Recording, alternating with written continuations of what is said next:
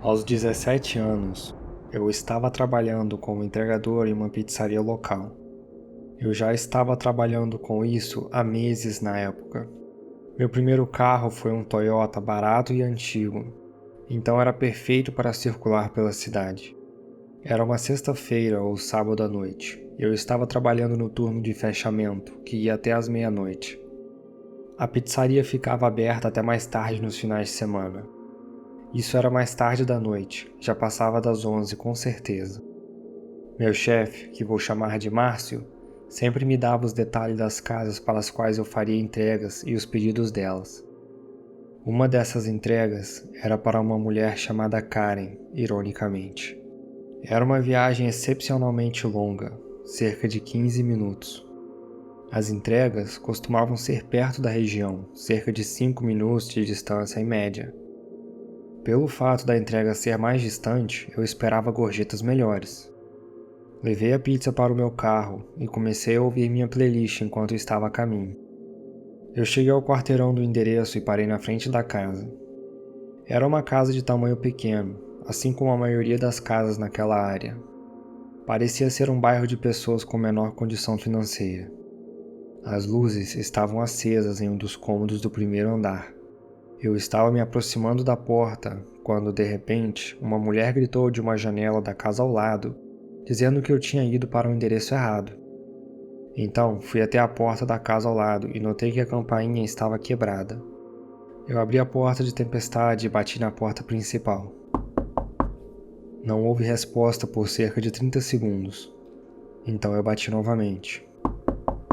Eu ouvi a voz de uma mulher do outro lado gritar, 1 segundo. Mas elas demoraram uma eternidade para abrir a porta. Mais 1 minuto se passou antes que a porta finalmente se abrisse, revelando uma mulher com cerca de 40 anos que veio me receber. Ela sorriu para mim imediatamente e me olhou da cabeça aos pés de maneira sedutora, como se estivesse me avaliando. Ela disse com uma voz alta e afirmativa: Kelly, vem ver como o entregador é bonito. Outra mulher, da mesma idade, se aproximou da porta e fez a mesma coisa. Imediatamente, eu senti minhas bochechas ficarem vermelhas, pois era um pouco tímido perto de mulheres mais velhas agindo dessa forma. A mulher que abriu a porta, que presumi ser Karen, me perguntou que horas eu sairia do trabalho. Foi a partir daí que comecei a ficar nervoso de verdade, pois não era bom em flertar com mulheres mais velhas. Eu respondi: provavelmente essa é minha última entrega. Uma das mulheres me perguntou se eu queria entrar e beber um pouco de vinho com elas. Eu sabia que meus amigos zombariam de mim para sempre se eu desperdiçasse essa oportunidade. Então eu disse: sim, claro. Elas perguntaram quantos anos eu tinha e eu disse 21. Ambas sorriram e disseram que não se importavam se eu fosse menor de 21 anos. Elas me mandaram sentar no sofá, então eu me sentei, e elas se sentaram uma de cada lado. Toda essa situação parecia boa demais para ser verdade. Algo assim nunca havia acontecido comigo antes. Eu tive a sensação de que essas duas mulheres já estavam bem embriagadas. Elas estavam muito flertantes comigo, elogiando minhas covinhas e dizendo o quanto minha timidez era fofa, entre outras coisas. Eu estava bebendo vinho, fingindo que não achava o gosto nojento, já que naquela época eu não bebia vinho. Foi então que elas começaram a dizer que queriam me mostrar algo no porão. Eu sorri e perguntei o que era. Elas riram e disseram que era um segredo, mas que eu iria gostar. Elas pediram para eu descer primeiro. Honestamente, eu tinha minhas próprias fantasias sobre o que aconteceria no porão, mas infelizmente não tinha nada a ver com a realidade. Eu caminhei em direção à porta do porão e olhei para a escuridão das escadas. Eu olhei de volta para elas e percebi que elas não estavam rindo mais. Elas estavam com uma expressão mórbida. Somente quando elas notaram que eu olhei de volta para elas que começaram a sorrir e brincar novamente. Eu disse em uma voz firme: "O que tem lá embaixo?" Elas responderam praticamente ao mesmo tempo: "É uma surpresa." Eu comecei a descer lentamente as escadas e perguntei onde estava o interruptor de luz.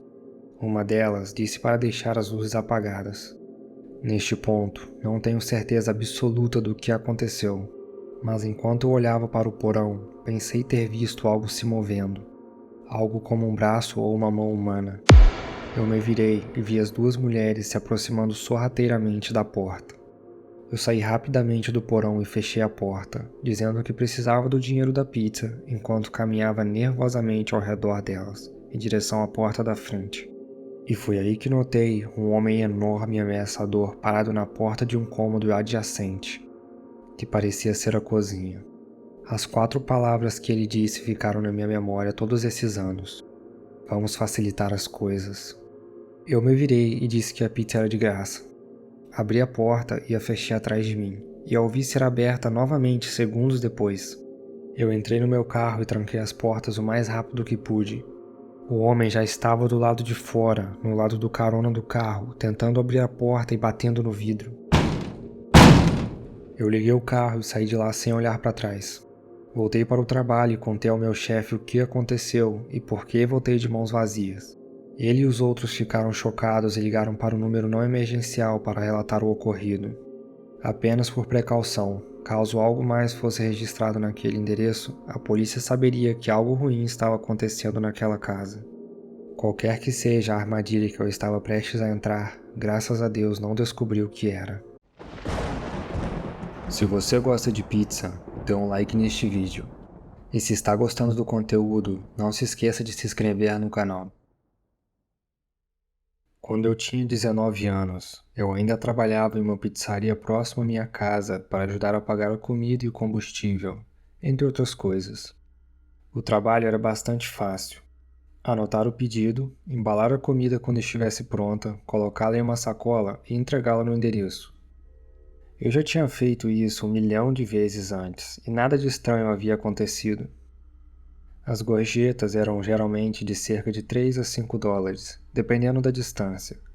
Às vezes, pessoas mais generosas davam até 10 ou mais.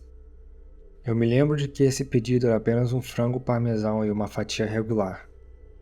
Pedidos menores como esse geralmente resultavam em gorjetas menores, mas eu não tinha escolha sobre quais entregas fazer. Eu estava a caminho do endereço e, é claro, a casa parecia estar em uma rua sem saída. Esse quarteirão tinha uma aparência mais rural do que o resto da região. A casa pintada de preto e com uma sensação mais rural do que o restante. Uma das casas tinha um trailer estacionado no gramado, com um pequeno monte de madeiras ao lado. As outras casas pareciam casinhas de fazenda, com muito mais espaço nessa rua específica.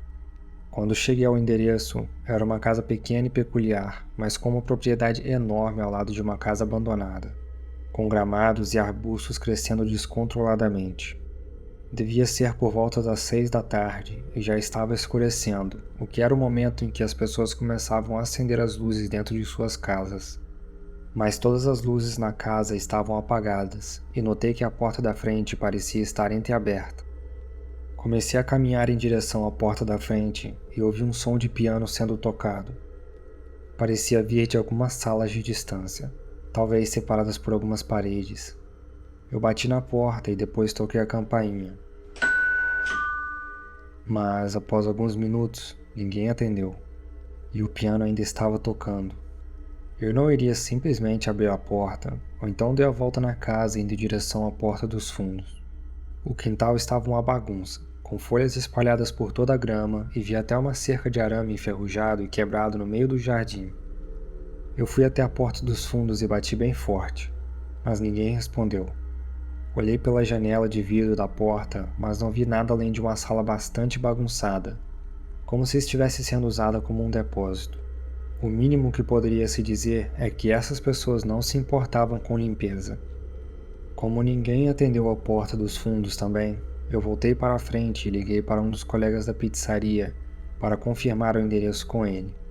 Ele demorou um momento para verificar o que havia notado e confirmou que eu estava no endereço correto. Assim, voltei para a porta da frente e a empurrei levemente, notando que realmente estava aberta. O som do piano ainda estava tocando. Eu gritei, "A pizza chegou!" O piano parou. Alguém gritou, "Eu estou aqui!" E voltaram a tocar o piano. A música era simples e ainda assim meio macabra, como se estivesse repetindo a mesma coisa. Dentro da casa não havia luz acesa, então estava bem difícil de enxergar. Caminhei em direção ao som do piano, que parecia estar vindo da sala de jantar. O interior da casa tinha um cheiro forte e desagradável, e eu estava começando a me sentir desconfortável.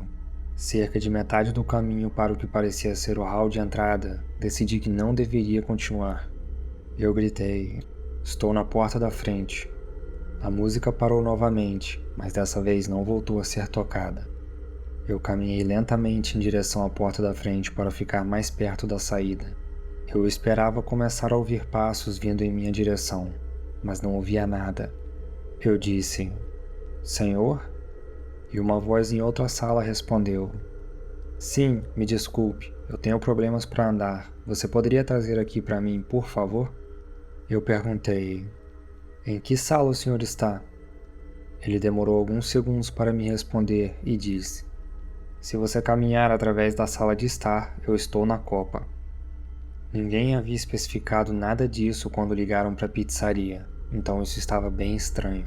Eu parei um instante para pensar nos meus próximos passos. Eu me senti mal indo embora caso fosse simplesmente um senhor de idade incapacitado vivendo sozinho em uma casa bagunçada. Eu comecei a caminhar pela sala de estar e tinha uma abertura que levava ao que eu presumi que fosse a copa. Sendo extremamente cauteloso e paranoico, ainda estava suspeitando. Então, ao invés de entrar de vez na copa, eu espiei na quina da parede só o suficiente para um olho enxergar o cômodo. Eu vi o piano, mas não tinha ninguém sentado nele. Eu também não vi ninguém em lugar algum da copa. Com isso, eu voltei para a porta da frente silenciosamente, mas rapidamente, e a fechei. Eu entrei no meu carro e voltei para a pizzaria e expliquei a situação ao meu chefe.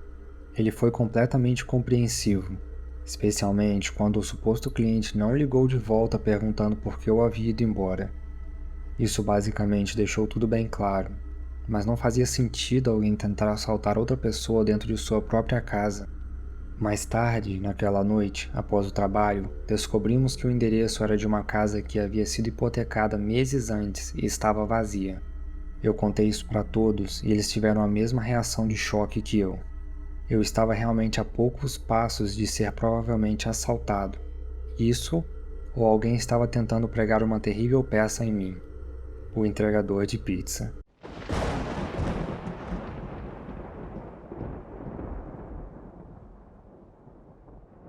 Esta era minha última semana trabalhando em um restaurante italiano que também tinha uma pizzaria.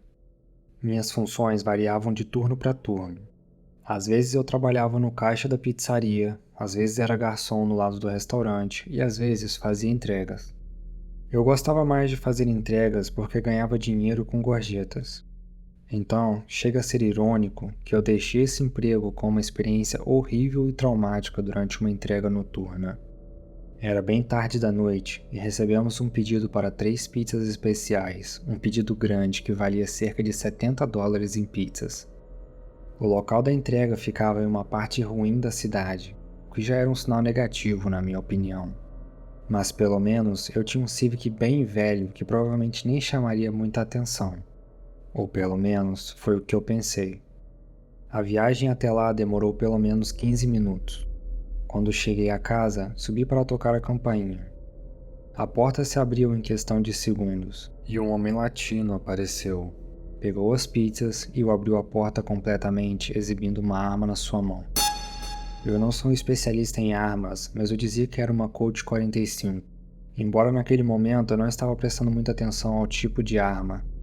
Meu coração praticamente parou ao vê-la, percebendo a situação que eu estava. Em seguida, outros 2 homens latinos se aproximaram da porta e me seguraram, enquanto o primeiro ainda me mantinha sob a mira da arma. Eles estavam gritando em espanhol um com o outro, e o homem com a arma disse em inglês meia boca: "Me dê todas as suas coisas." Eu disse: "Ok", já que eu mal podia falar ou respirar devido ao estado de pânico. Eu peguei minha carteira, que era tudo o que realmente podia oferecer, e entreguei a ele. Ele também me pediu para entregar o celular, então dei a eles também. Era um Motorola Razr, equivalente a um iPhone da década de 2000. Um deles até puxou meu pulso à força e arrancou meu relógio, que pelo menos não era muito caro. Depois disso, um deles pegou minha identidade na carteira e leu meu endereço. E então eles me ameaçaram, basicamente dizendo que se eu contasse a alguém sobre o que aconteceu, eles iriam até minha casa e matariam toda a minha família. Eu disse, ok, eu entendi. Desesperado por ajuda, mas também com muito medo por minha vida. Eles me empurraram para fora da casa, me fazendo cair de joelhos e ferir minhas mãos. Eles bateram a porta com força, e tudo que eu tinha nas mãos eram minhas chaves do carro. Eu não voltei para a pizzaria naquela noite, eu estava muito abalado e perturbado. Fui para casa notavelmente calado e tremendo, e meus pais perceberam algo de errado. E ao verem minhas roupas manchadas de sangue, eles sabiam que realmente algo não estava certo, e insistiram para que eu lhes contasse a verdade. Eu tive que contar a eles que fui assaltado à mão armada durante uma entrega, e eles tinham meu endereço e ameaçaram matar todos nós se eu fizesse um boletim de ocorrência. Meu pai, que tinha conexões com a polícia, imediatamente ligou para um amigo próximo e pediu uma verificação de antecedentes da pessoa que morava naquela casa. Descobrimos que era um homem chamado Rodrigo, que já tinha 4 condenações anteriores por crimes graves. Com a ajuda das conexões policiais do meu pai, ignorando a ameaça feita pelo homem com a arma, eles cercaram a casa com várias viaturas. Quando entraram na casa com as armas em punho, ele não estava lá, mas as informações que obtiveram através das conexões de meu pai levaram à prisão de 2 dos 3 homens. O homem que já tinha 4 condenações anteriores foi condenado à prisão perpétua, enquanto o outro recebeu uma sentença de 5 anos. O terceiro homem não estava na casa. Até onde sei, nunca foi encontrado. Até hoje, ele ainda está por aí. Desde então, em várias ocasiões, tenho ouvido sons do lado de fora quando as janelas estão abertas, como passos na calçada que leva ao quintal ou o portão se abrindo e fechando. Talvez seja apenas minha imaginação ou paranoia, mas ainda fico preocupado com a minha segurança e a de minha família.